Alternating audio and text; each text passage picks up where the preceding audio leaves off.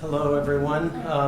Before I say a few words, I want to remind everyone to shut off their cell phones. I better do this myself.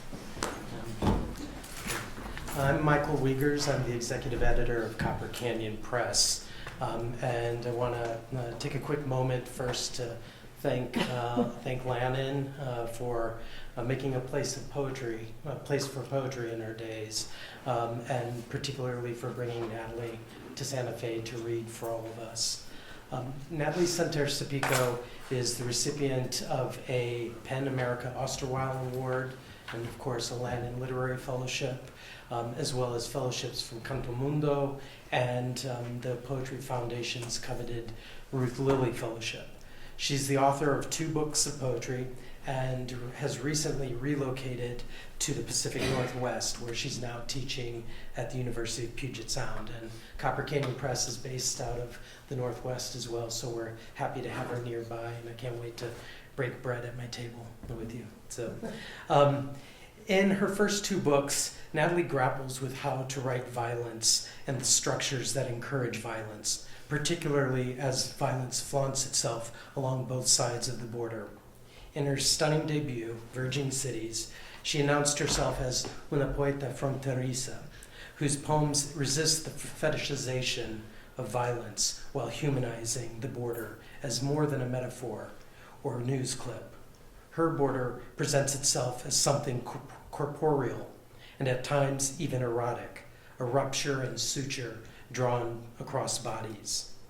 And while the border provides a singular impediment to multiple loves and hopes, her book, The Virgin Cities, is ultimately an insistent love song to her divided hometown of El Paso, Ciudad Juarez. It's also a personal illumination of strengthening romance, with the poet/speaker's husband, Angel, rendered as a beloved fronterizo everyman. Together they love and play and sweat and fear, so far from God. Around them, families and lovers are divided, mass graves are unearthed, women's mutilated bodies discovered in the desert, journalists mischaracterizing reality, and violent threat often lurking just under the surface. Somewhere on the other side of the seemingly safe refuge of marriage and family. Her poems try to make sense of the daily losses as she raises the question, what can art do in the face of such brutality and death? Her second book, which we were fortunate enough to publish, Lima Limon, divides and converges as it draws its title from the Spanish singer Concha Piquer's song A la Lima y a Limon, a mid-20th century song that warns women about waiting too long to get married. Moving across a variety of formal gestures, including recipes, resistant counterpoints, sonnets, and prose poems, Lima Limon is unrelenting in its examination of conjoined machismo-marianismo gender dynamics. Personally, when I first read this manuscript for the book, I was immediately drawn in by its variety of voices and modes that she inhabits in her poems, and the ways in which those voices perpetuate and resist the binary roles that men and women play out. Personally, I value strangeness and conflicted unpredictability in poetry, in the books we publish at least, and Lima Limon offers both. The women's voices Natalie inhabits are at times performative and at other times very personal and vulnerable. Lima Limon simultaneously transmigrates narrative borders, cultural borders, and gender borders as it interrogates our individual contributions to misogyny and abusive relationships. By variously illuminating the voices of women who are caught up in the recycling of macho y hembra roles, she is encouraging vigilance of our individual habits and how we contribute to shared harmful gender and cultural dynamics. A simple, seemingly playful song that may serve as a domestic soundtrack within her own family is also a haunting reminder of how violence insinuates itself into our lives. Through the vehicle of song, Natalie herself subverts the expected and the accepted. In The New Yorker, critic Dan Chasen reviewed Lima Limon, noting Natalie's astonishing verbal crossing that reveal a mind as richly self-divided as any you will find. While Natalie's poetic mind may indeed be, as he says, self-divided, I understand it more as being self-compassionate. That self-compassion and self-witness can in turn lead to self-empowerment and the compassionate celebration of others. It's been a tremendous honor and privilege to work with her, to edit her book and publish her, and it's my extreme pleasure to welcome her to Santa Fe, and I hope you'll join me.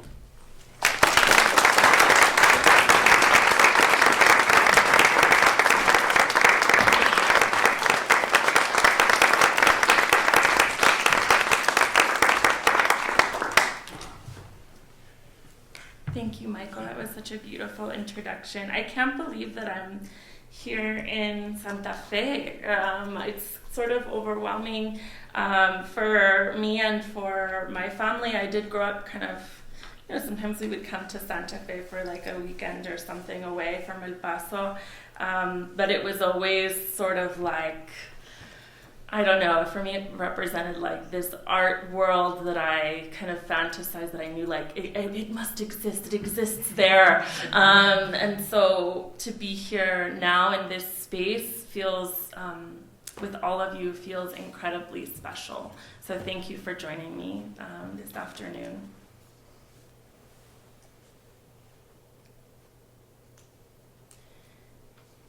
En el año de los Zetas, en mi boca, una flor.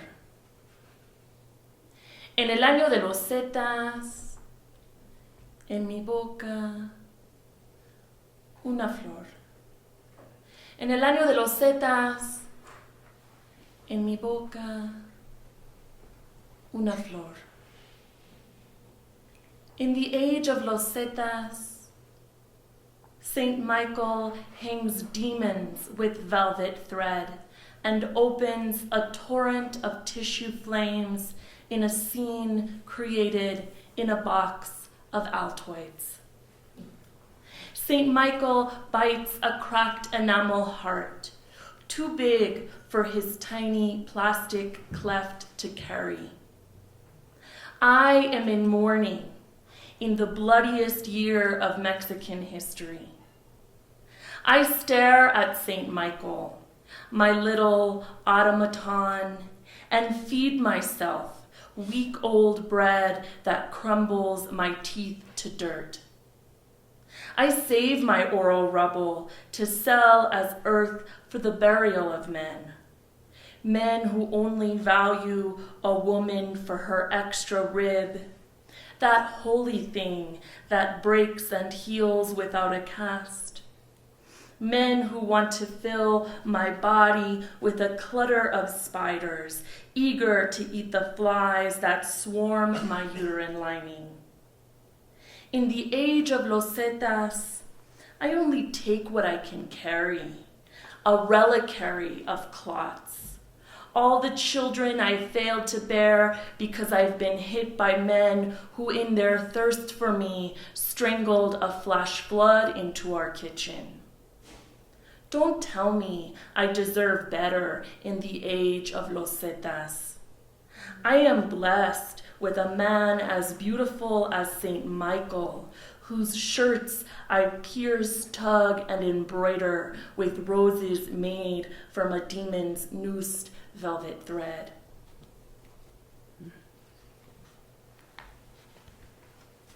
As Michael talked about in his introduction, the title of this book, Lima Limon, comes from a song that was regularly sung in my household while doing chores or doing housework, called Lima Limon by Conchita Piquer. And just to give you kind of a brief overview of what the song is about, the song is basically follows the narrative of this woman who at the age of 30, she is not married, and she waits at a window, and all of the children, neighborhood children, sing underneath her window, from the lemon to the lime, you'll have no one to love you. From the lemon to the lime, you will end up single, right? It's like a very happy melody. And so I always liked that song because I was like, oh, it's like a happy song, I think, till I really started listening to the lyrics and kind of thinking about them. And the song ends, as it was explained to me very happily, in that the woman who's 30 ends up marrying a man who's 20 years her senior, and now she's very happy because she has someone she can walk the park with. So I was always like, ooh, I don't know about that. So I started really unpacking this idea of Lima Limon from that song. And also, of course, that in Latin America, we can never agree what it's called, right? Lima Limon, what you'll get, you don't always know, right? So, Lima Limon, infancia. I want to be the lemons in the bowl on the cover of the magazine. I want to be round, to be yellow, to be pulled from branches. I want to be wax, to be white with pith, to be bright, to be zested in the corners of a table. I want you to say my name like the word lemon. Say it like the word limon. Undress me in strands of rind. I want my saliva to be citrus. I want to corrode my husband's wedding ring. I want to be a lemon with my equator marked in black ink, small dashes to show my shape, pitted and convex. Azar. I lie on my back in the grass and let the weight of a man on top of me. Out of breath, he searches for a place on my body that hasn't flooded. The only dry patch left is my hair, which he uses to wipe the sweat from his face. He is disgusted because I have turned the earth beneath us damp. He says I am an experience like standing in an irrigated grove of lemon trees. He says I am the water pooled at each trunk, infused with citrus and pesticide. He says my moisture brings mold and my body is nauseating. I wonder if I had not said his name over and over, would he still think of me as small and round and fresh as lemon, as vaginal and arched as limon? Madurez. I wear peineta and pin a mantilla to my hair. I want to be Conchita Piquer, warning women about becoming lemons. The goal, tener alguien que me quiera. I want to be my mother singing me to sleep. A la lima y a limón, te vas quedar soltera. My grandmother hated peinetas, mantillas, and women who wore too much gold. She'd say this, pulling my hair tight into a bun. She hated peinetas and mantillas, pero la necesidad obliga. I don't want to be the woman whose skin dissolves into the caldo she makes for her dying parents. That kind of woman cries alone because she has no fat husband to make her cry in a home of her own. A la lima y a limón, tú no tienes quien te quiera. A la lima y a limón, te vas quedar soltera. Vejez. My body is a fruteria where wives send their husbands to ask for a dozen limones. I pull at the fat around my waist and unravel a plastic bag. I count each limon from the bin between my ribs and feel for the juice under thin skin. Each husband takes a piece of my body home with him in every limon. A piece of my body he can slice into quarters and squeeze into his beer. A piece of my body to press into sugar and feed to his children laughing at the TV. What more can I give than my body in pieces to strange husbands? What more can I give than the limones that grow between my breasts? I tell each husband, "Ay limón, mi limonero, show me your list." Decrepitud. When the stranger learns I speak Spanish, he makes me stand in my underwear and read from Borges's El Aleph.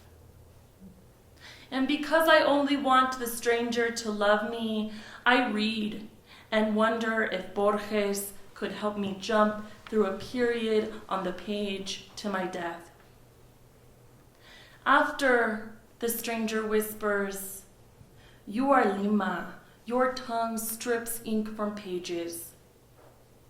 I wonder if the stranger imagines Lima as green or yellow, as sweet or bitter, or as a city where the snow collects on your lover's eyelashes in mid-July.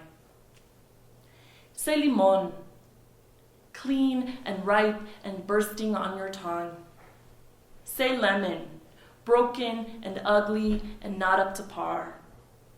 Say lima, rimac and rima and spoken from God. God speaks, rima rimac. God has spoken, rimac, rima, lemon, lima, limón.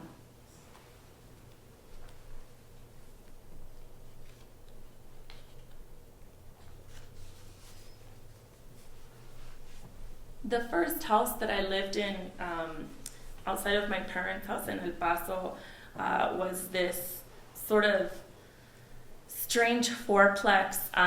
If you're familiar with El Paso at all, it was like right between Mesa and Stanton, kind of near the Sunset Heights district, near downtown. And it was, I mainly, I was like very, very poor. I had no place to go, but I wanted to get my own place, and I did.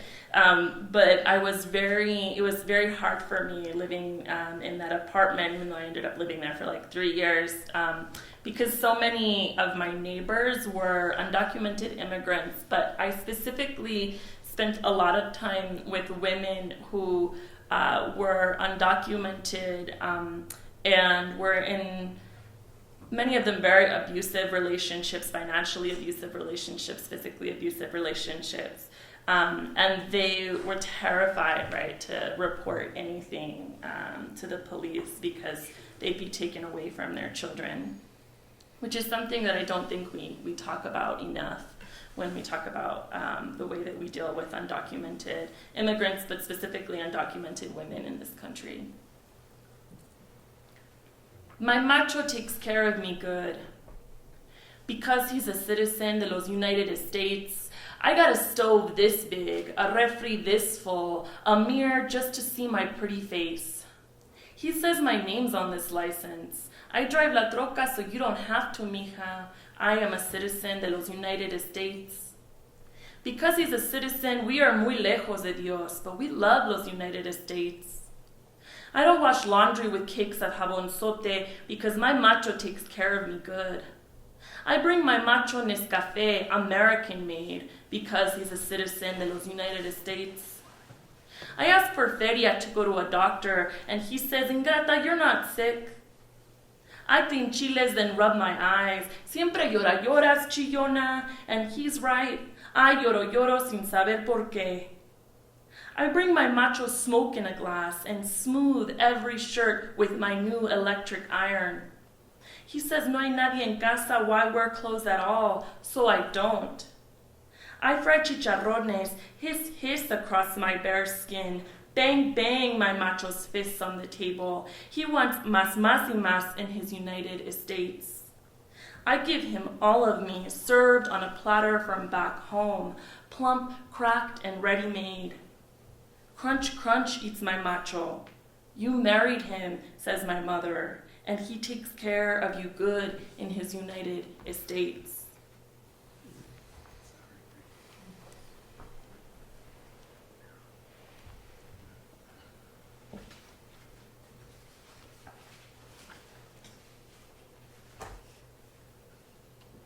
The women wear surgical masks. For 3 days to mark that they've been fasting. The fast involves nothing more than a slice of bread twice a day and water. They tell each other this is a luxury because in 10 years the land won't know moisture even from the well. On the 3rd day, they rise and husk corn to make a caldo de res to break the fast later. This is their monthly mourning. They march and clouds of dirt rise from their feet. They carry children on their shoulders and hang retablos from their necks. They march as funeral procession in protest, all dressed in black. How do you explain femicide to someone who's never heard the word? The New York Times said the women look like ghosts, but I've never known breathing to be so audible. By feeding the children first, the women break the fast. No one comes to serve them, and no one cries at this routine. This is an unbeautiful poem, uncrafted with sterile diction. I don't want to turn these women into an aesthetic. I have failed. The last line break shows I still want to build tension. But the pain in my feet from marching with these women, the sour taste in my mouth from wearing a surgical mask with these women as a woman may never leave me. This poem, my failed recreation, their protest, a failed resuscitation.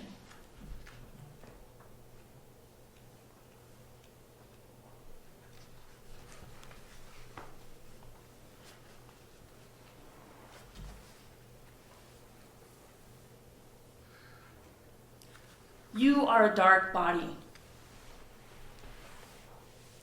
of water with a bed of rock barely visible from your surface.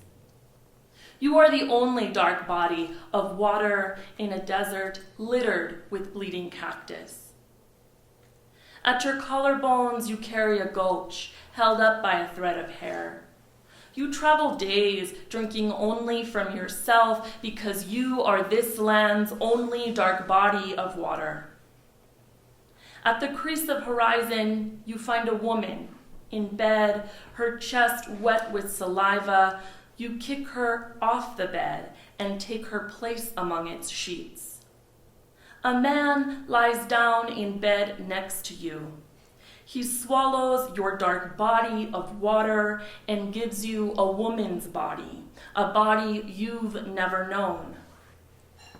As a woman, you receive sores from him, and through the sores you breathe, and despite the sores, you give birth to a child stillborn for lack of water.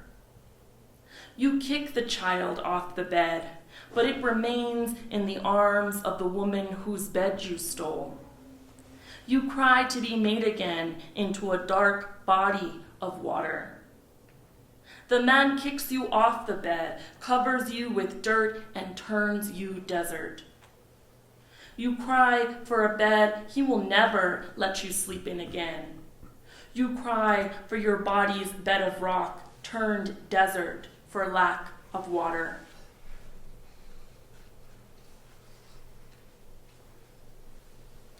While I was working on this collection on Lima Limon, I was living in Salt Lake City, Utah, and I was fascinated that we had an apple tree in our yard, because that would never have grown in any of the places, at least that I lived in El Paso. There are like kind of wealthier areas that have orchards with irrigation areas, but none of the areas that I lived in I could ever. So I didn't really grow up around like apple trees, if that makes any sense. I was very fascinated by them. And they reminded me a lot of areas of Chihuahua that also have apple orchards, right, and pear orchards. And I started thinking about how it's so funny because like all over I'm sure now it's become big here too, but the big drink of Chihuahua is sotol, right? That's the drink, and so that's also made often from apples. And so I was fascinated that I never made sotol or anything. I'm not like a brewer, whatever they call it, a distiller. But I was fascinated that it could, come from this tree that was growing in my yard. Bad mother, bad father. You come home with a bottle of sotol, an apple floating in its pit. You say the apple grew inside this bottle and you snapped it off a branch to bring home to me. I pour each of us a glass and smash the bottle to rescue its tiny fruit. You drink liquor from the ground until flakes of glass cut your tongue. In my jaw, I carry the apple, little fruit, little child, to the yard to hush its sticky crying. The apple stains my hands yellow as I slide its soft flesh down my throat. When I return to the house, you sniff the corners of my mouth, hungry for any evidence of what I have done. You say, "You are the bad mother." I say, "You are the bad father to have brought this fruit home at all." I drink and drink until I root into a tree. You sell the fruit I bear in bottles.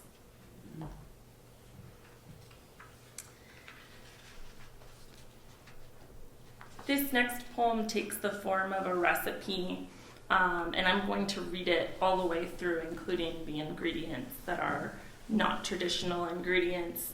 I love reading this poem sometimes in places where, I don't always know where to get like good Mexican food. And then I'm like, you can get some things, but like you can't get menudo everywhere, And I miss that about living in the Southwest. Receta en el cajón. Ingredients: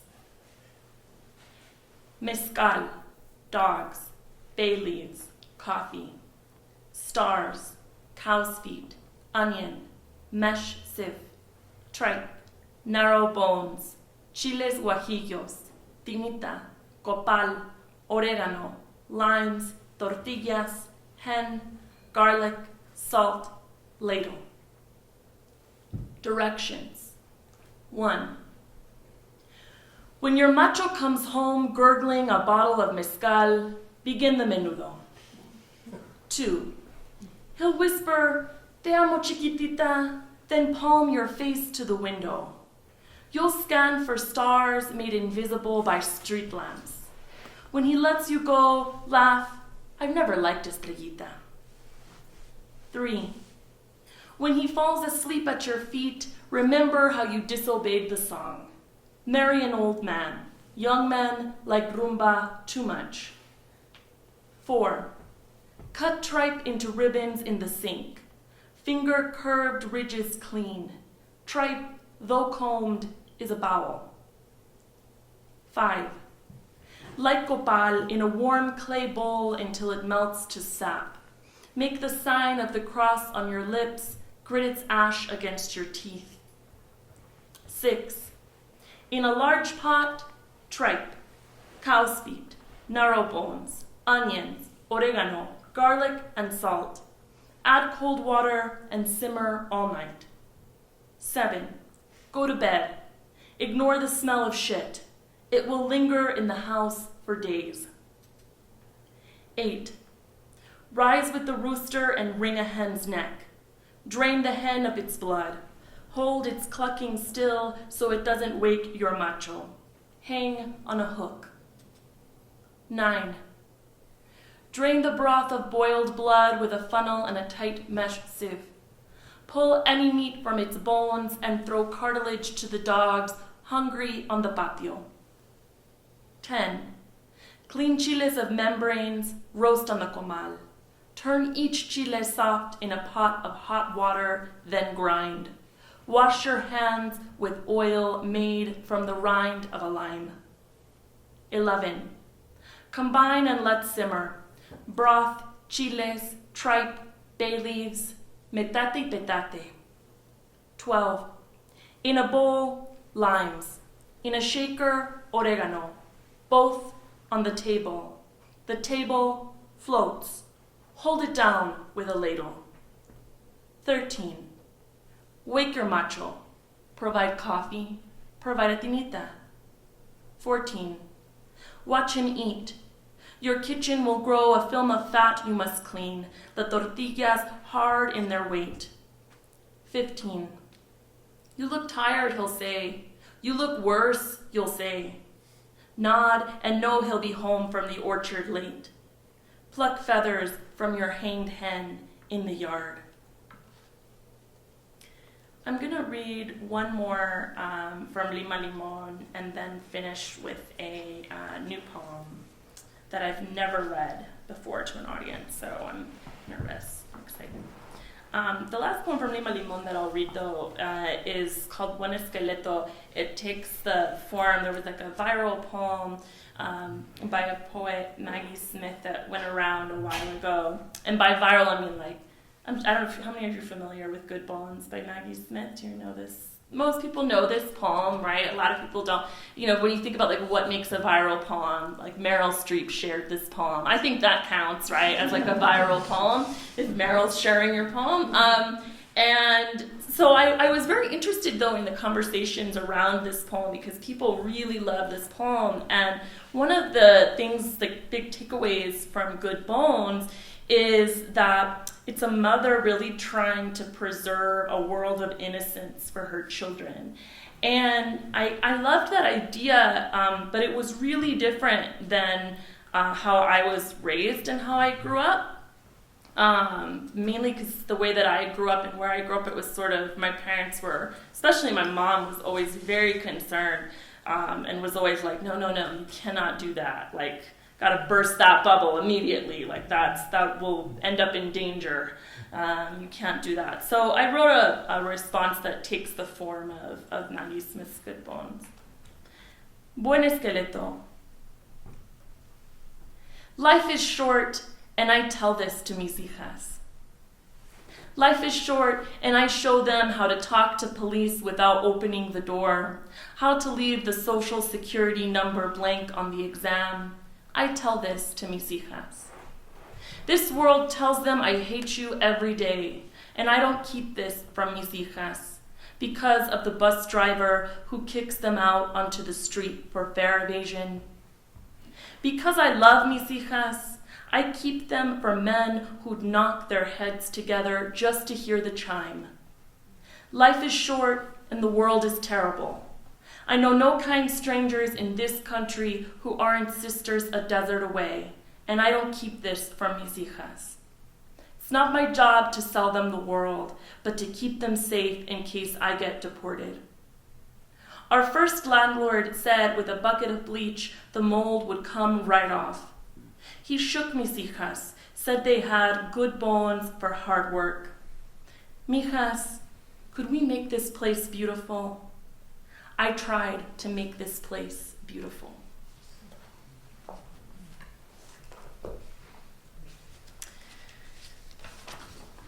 The last poem I'll read, which is new,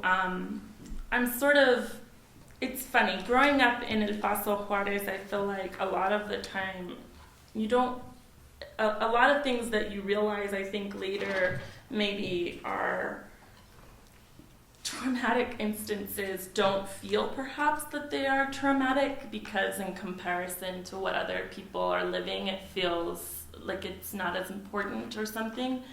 And so something that was pretty common, not super common, but did happen several times while I was a child, was my mother getting stopped while we would cross from Juarez back into El Paso, and they would make us pull over our car and they'd take us out and they put her like in an interrogation room basically, and then I would wait outside. And this happened many times while I was growing up. And so I'm sort of exploring a little bit of some of those childhood memories right now. And maybe they are important, right? I don't know. So this is America. I tap, tap, tap the window while my mother smiles and mouths, tranquila. I tap, tap the glass, my mother a fish I'm trying to summon. I tap until a border agent says, stop, until a border agent shows me the gun on her belt. The lie. My family left Mexico for work. The truth. My family left Mexico because their sons now kill on demand. My childhood was caught on video border agents deleted every 3 months. As a girl, I thought myself a movie star blowing kisses at the children selling chiclets on the bridge. My cruelty from the backseat window caught on video, proof I was an American. The drug-sniffing dogs snapped their teeth at my mother, arrested for her thick accent, a warp in her green card. My mother who mouths, tranquila. Isn't it fun, the border agent says. My mother's fingers dark towers on a screen for a bioten scan. Isn't it fun? The state takes a picture of my mother's left ear. Friends, Americans, countrymen, lend me your ears.